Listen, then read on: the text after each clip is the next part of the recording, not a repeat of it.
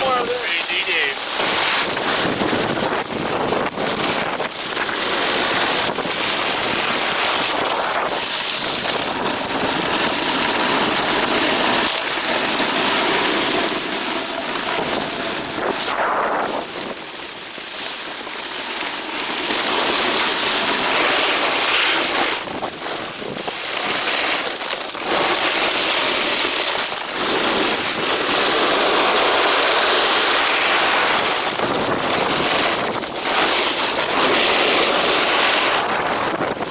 So this, good readers, is the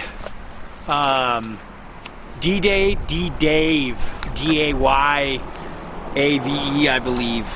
Yeah, no, D-Dayve, Dave, A-Y-V-E. And it's kind of a fun, kind of aggressive mountain twin, directional twin, kind of twinish board. I don't really have the specs on this. I don't even see it on their site, but here's an idea of the flex. It's kind of medium-ish flex, maybe bordering on medium stiff, and it looks like it's got a, it's got some camber. I feel like it felt mostly camber, but there might be a little flat in there, or maybe a little early rise. I can't really tell. It's not a board I can take home and put on my table. It's just something I rented, courtesy of P3. Thank you guys for getting us out there, and it's available at the shop there. And it's kind of a fun shape. You can see it's got like, a different shaped nose and tail, yet it, it felt very easy to ride regular and switch. It was very carvy, very fun. It had good edge hold in the hard snow that we rode. It was pretty windy today, and it blew off a lot of the good snow, and some of the groomed portions froze a little bit last night.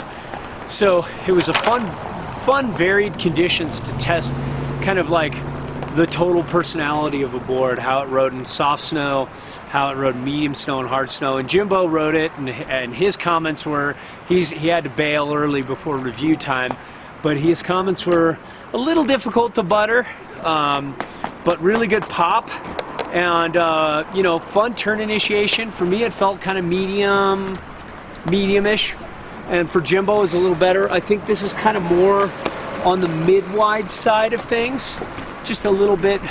I'm not sure of the dimensions, but I'd say probably like a 25.5 or more. So I think it would fit kind of like a little bit wider, a little bit, bigger of a boot than my 9.